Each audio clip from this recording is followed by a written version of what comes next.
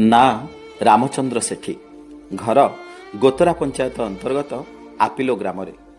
ସମସ୍ତ ସରକାରୀ ସହାୟତାରୁ ବଞ୍ଚିତ ହୋଇ ଶେଷରେ ଘରର ଚାରିପ୍ରାଣୀ କୁଟୁମ୍ବ ନିଜ ପୁରୁଣା ଚାଳ ଘରେ ଦିନ କାଟି ଆସୁଥିଲେ। କିନ୍ତୁ ଭାଗ୍ୟର ବିଡ଼ମ୍ବନା, ବେଢ଼ି ଉପରେ କୋରଡ଼ା ପରି ହଠାତ୍ ମଧ୍ୟାହ୍ନ ମାର୍ତ୍ତଣ୍ଡରେ ପୁଣି ସମସ୍ତଙ୍କ ଅଜାଣତରେ ଅଗ୍ନିକାଣ୍ଡ ଘଟି ଘରଟି ସମ୍ପୂର୍ଣ୍ଣ ଜଳିଯାଇଛି।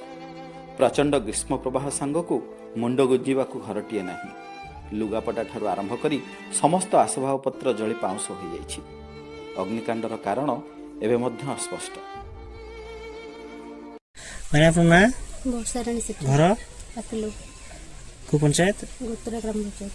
आज कौन है तुम सब दुखर कहानी कौन घटना ଆମର ଘରେ କେହି ନଥିଲା ବେଳେ ହଠାତ୍ କରି କେମିତି ନିଆଁ ଲାଗିକି ଘରର ସବୁ କିଛି ଜଳି ପୋଡ଼ି ପାଉଁଶ ହେଇଯାଇଛି।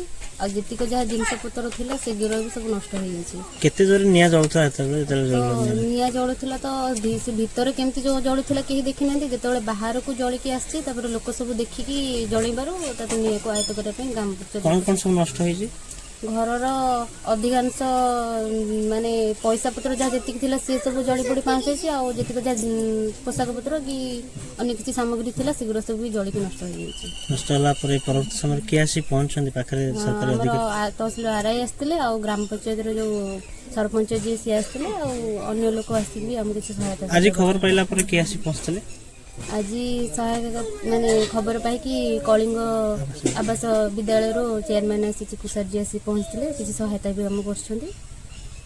कौन चाहछन्ते आगु ଆମେ ଚାହୁଁଛୁ ସରକାରଙ୍କୁ ଅନୁରୋଧ କରୁଛୁ ଯେ ଆମକୁ ଆବାସ ଯୋଜନା ଦେଲେ ଆମର ଘର ହେଇପାରିବ ଆଉ ଆମେ ରହିପାରିବୁ କେମିତି ସୁରକ୍ଷିତ।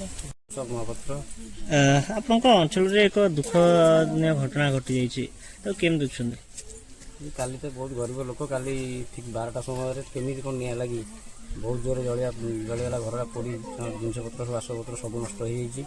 ଯେଉଁଟାକି ଗାଁ ଲୋକମାନେ ବହୁତ ଆସି ଜିନିଷପତ୍ର ବାହାର କରି ତାକୁ ବାହାର ତ କରିହେଲାନି, ଯାହା ଜଳିଗଲା ଟୋଟାଲ୍ ବି ସବୁ ଜଳିଯାଇଛି।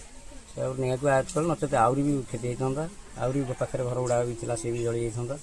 ଆଉ ଆଜି ଯେହେତୁ ଆସି ଆର୍ଆଇ ସର୍ଭେ କରିକି ଯାଇଛନ୍ତି, ସରପଞ୍ଚ ବି ଆସିଥିଲେ, ସେ ବି କିଛି ସାହାଯ୍ୟ କରିକି ଯାଇଛନ୍ତି। ଆଉ ଖବର ପାଇ କିଏ ଆସିଛନ୍ତି ଏବେ ଆମର କଳିଙ୍ଗ ଆବାସିକ ବିଦ୍ୟାଳୟର ଚେୟାରପର୍ସନ୍ ଯେ ଚେୟାରମ୍ୟାନ୍ ଚିକୁ ସାର୍ ଆସିଛନ୍ତି, କିଛି ସହାୟତାର ହାତ ବଢ଼ାଉଛନ୍ତି।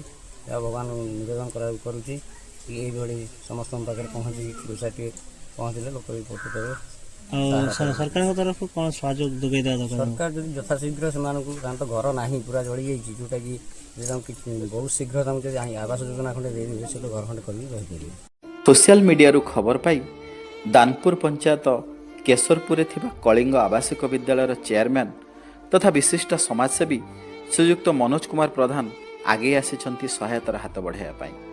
ପରିସ୍ଥିତି ଅନୁଧ୍ୟାନ କରିବା ପରେ ପରିବାରବର୍ଗଙ୍କୁ ସହାୟତା ରାଶି ପ୍ରଦାନ କରିବା ସହ ସେହି ପରିବାରକୁ କିପରି ସରକାରୀ ସହାୟତା ମିଳିପାରିବ ସେଥିପ୍ରତି ଗୁରୁତ୍ୱ ଆରୋପ କରିଛନ୍ତି ଏବଂ ଆମ ଚ୍ୟାନେଲ ମାଧ୍ୟମରେ ଅନ୍ୟ ସ୍ୱେଚ୍ଛାସେବୀ ସଂଗଠନଗୁଡ଼ିକୁ ରାମଚନ୍ଦ୍ର ସେଠୀଙ୍କ ପରିବାରକୁ ସହଯୋଗ କରିବା ନିମନ୍ତେ ଆହ୍ୱାନ ଦେଇଛନ୍ତି।